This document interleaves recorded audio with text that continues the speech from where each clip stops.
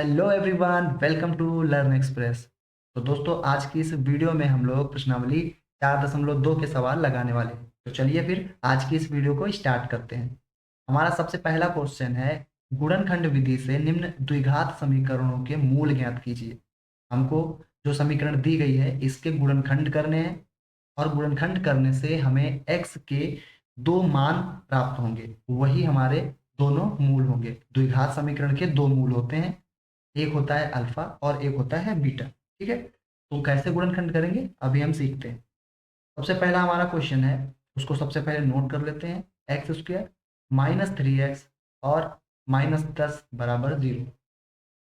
हमें क्या करना होता है, तो ये लास्ट में नंबर होता है ना, एक्स वाले को छोड़कर जो शेष दो नंबर होते हैं, जैसे ये -10 है और ये शुरुआत वाला एक्स स्क्वायर है, इन दोनों की मल्टीप्लाई कराते हैं। तो -10 की मल्टीप्लाई अगर हम एक्स स्क्वायर से कराएंगे तो आएगा -10x स्क्वायर। इसको हमने साइड में ऐसे लिख लिया, ठीक है, याद करने के लिए, ठीक है, याद रखने के लिए। अब हमें क्या करना है, ऐसी दो संख्या हमको लेनी है जिनकी गुणा करने पर 10x स्क्वायर आए और घटाने पर 3x आए। यहाँ पर जो -10x स्क्वायर आया है ना, माइनस का निशान है। इस माइनस के निशान से मतलब है कि घटाने पर आना चाहिए 3x, है ना। घटाने पर 3x, गुणा करने पर -10x स्क्वायर। तो ऐसी कौन सी संख्या होंगी, 5 दूना 10, है ना। 5 और 5x और 2x, 5 दूना 10, इन दोनों की गुणा कराएंगे तो 10x स्क्वायर आएगा, और 5x में से 2x माइनस करेंगे तो कितना आएगा, 3x आएगा। ठीक है, यही है संख्या है। तो हम इसको लिखते हैं एक्स स्क्वायर, माइनस का निशान लगाया, ऐसे ब्रैकेट लगाया, 5x - 2x लिखकर फिर -10 लिख। ठीक है, 3x को हमने 5x - 2x करके लिख दिया है, खंड, इसको खंड गुणनखंड कर दिए।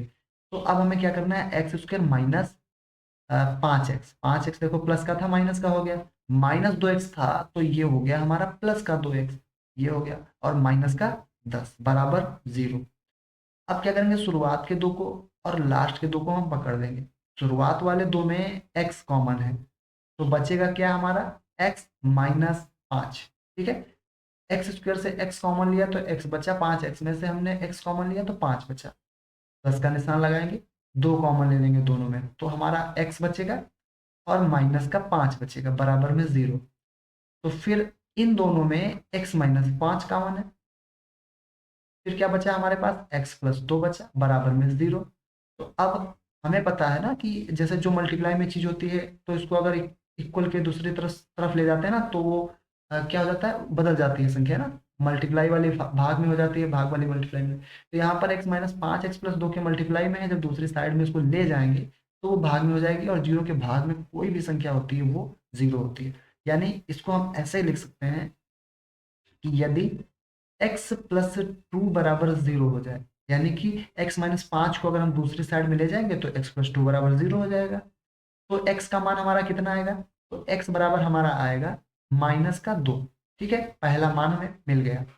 फिर अगर हम x - 5, यदि x - 5 बराबर 0, यानी x + 2 को दूसरी साइड में ले गए हैं, तो x बराबर हमारा +5 हो जाएगा। तो यहाँ पर जो हमारे दोनों मूल निकले, एक निकला -2 और दूसरा निकला 5। दो मूल होते हैं, पहले को अल्फा दूसरे को बीटा कह देंगे। ठीक है, अल्फा बीटा, यानी हमें अल्फा और बीटा मिला।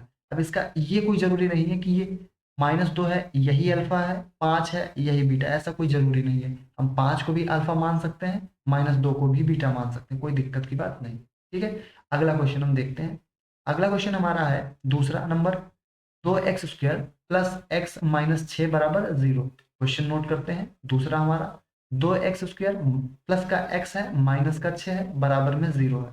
ठीक है, क्या करेंगे हम इसका, हमने जैसे बताया आपको कि शुरुआत वाला और फर्स्ट वाला, अब जरूरी नहीं है, कभी कभी -6 बीच में होगा, x को बाद में, x वाले टर्म को हम बीच में रखते हैं। ठीक है, उसको फिर हम अरेंज कर लेंगे सही से, अभी फिलहाल ये तो अरेंज है, कोई दिक्कत की बात नहीं है। तो 6 की मल्टीप्लाई अगर हम 2x² से कराएंगे तो ये हमारे पास क्या मिलेगा, हमको मिल जाएगा ये -12x²। ठीक है, 6 माइनस का 6 है ना, तो -12x²। यानी कि हमको ऐसी दो संख्याएं लेनी है जिनका गुणा कराने पर 12x² आए और घटाने पर कितना है, x आए। तो ऐसी कौन सी संख्या होंगी, बताओ, 4 × 3 = 12। 4 में से जब हम 3 माइनस करेंगे तो हमें 1 प्राप्त होगा, है ना। चलो यही होंगी वो संख्या। तो एक्स स्क्वायर प्लस का निशान लगाएंगे, 4x लिखेंगे, -3x लिखेंगे, माइनस का 6 बराबर 0। ठीक है, फिर क्या करेंगे, 2x स्क्वायर प्लस का 4x और -3x -6 बराबर 0। ठीक है, शुरुआत वाले दो लास्ट वाले दो इनको एक में ले लेंगे, तो 2x कॉमन हो जाएगा शुरुआत वाले में, तो हमारे पास x बचेगा, प्लस का 2 बचेगा, माइनस इसमें हम 3 कॉमन ले लेंगे, -3, तो हमारे पास x बचेगा और प्लस का 2 बचेगा बराबर 0। अब इसमें इन दोनों में x प्लस 2 कॉमन हो जाएगा, तो हमारे पास बचेगा 2x-3 बराबर 0। तो यदि x प्लस 2 बराबर 0 होगा तो x बराबर हमारे पास -2 आ जाएगा, और यदि 2x-3 बराबर 0 होगा तो x बराबर हमारे पास 3/2 आ जाएगा। 3 को लाएंगे सबसे पहले तो वो प्लस का हो जाएगा, फिर 2 को बटे में ले आएंगे इसके, तो 3/2, यानी हम हमें क्या मूल प्राप्त हुए, एक तो -2 और दूसरा प्लस का 3/2। ठीक है, अगला क्वेश्चन हमारा तीसरा क्वेश्चन क्या है, √2x² प्लस 7x प्लस 5√2। √2 देखकर इसमें डरने की कोई बात नहीं है। चलो सबसे पहले क्वेश्चन को हम नोट करते हैं। तो हमने लिखा √2x² प्लस का 7x प्लस का 5√2 बराबर में 0। वही प्रक्रिया हम दोहराएंगे जो हमने आपको बताई है। एक्स वाले टर्म को बीच में है वो तो कोई दिक्कत नहीं है, लास्ट वाले को और फर्स्ट वाले को यानी x² वाले को और जो अचर पद है ना उसको क्या करेंगे, मल्टीप्लाई कराएंगे। मल्टीप्लाई कराएंगे तो कितना आएगा, देखो 5 को हम लिख देंगे, और √2 की गुणा √2 से कराएंगे तो वो आ जाएगा 2। तो 5 में 2 की गुणा करा देंगे और x²। ठीक है, तो 5 दूना 10x², हमें क्या मिला, 10x²। √2 की गुणा 5 √2 से कराएंगे तो हमें मिलेगा 10x²। ठीक है, अब हमें 7 के ऐसे दो टुकड़े करने हैं कि गुणा करने पर 10x² आए और जोड़ने पर 7x आए। तो कौन से टुकड़े होंगे, 5 दूना 10, 5 2 7। ठीक है, ऐसे आपको करने होंगे। जो बड़ी संख्या होती है उसके फैक्टर करके किए जाते हैं। अब ये छोटी छोटी संख्याएं इनको तो हम ऐसे ही कर लेंगे, कोई दिक्कत की बात नहीं है। तो यहाँ पर क्या हुआ, ये √2x² प्लस 5x और प्लस का 2x हमने लिखा और प्लस का 5√2। ठीक है, और बराबर में 0, ब्रैकेट हटाते हैं तो √2x² और प्लस का 5x प्लस का 2x प्लस का 5√2 बराबर 0।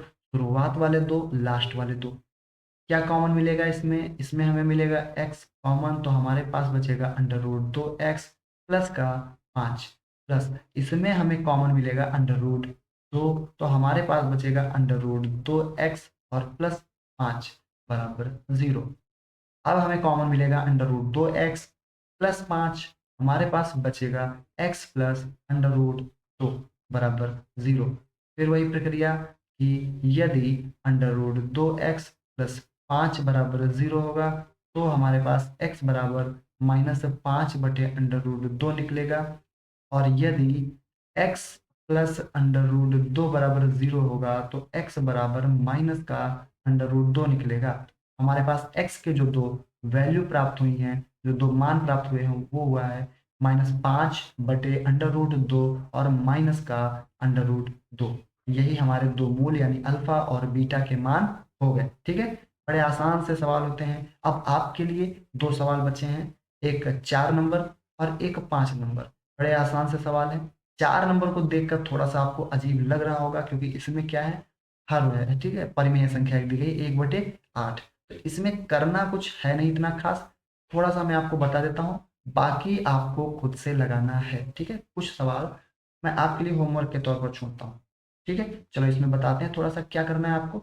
जैसे ये सवाल है हमारा 2x² माइनस का x प्लस का 1/8 बराबर 0। इसमें आपको 1/8 दिख रहा होगा, तो हम क्या करेंगे, सबके हर बराबर कर लेंगे। हर बराबर करने के लिए हमें सबके नीचे देखो क्या होता है, एक होता है बटे में, तो ऊपर नीचे अंश और हर में हम 8 से क्या करेंगे, गुणा कराएंगे। तो नीचे 8 से गुणा कराई तो हमें हर जो है सबका 8 मिल गया।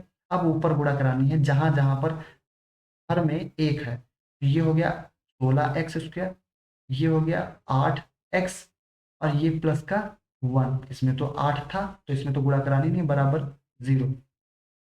तो 8 को हम 0 के साइड में ले जाएंगे तो गुणा में हो जाएगा, 0 गुणे में 8 करेंगे तो वो भी 0 हो जाएगा, यानी हमको जो समीकरण मिलेगा वो मिलेगा 16x² माइनस 8x और प्लस का 1 बराबर 0। देखो जैसे पहला क्वेश्चन था, दूसरा क्वेश्चन था, तीसरा क्वेश्चन था, बिल्कुल सेम हमने वैसे ही बना लिया। तो आपको ये सारी चीजें करनी होंगी। अब इसका आप क्या करोगे, गुणनखंड करोगे और फिर पांचवा सवाल भी अपने आप से लगाओगे। ठीक है, उसके बाद में हम अगले वीडियो में आगे के सवाल लगाएंगे। आज के लिए बस इतना ही, मिलते हैं अगली वीडियो में जल्दी ही। तब तक के लिए बाय बाय, टेक केयर।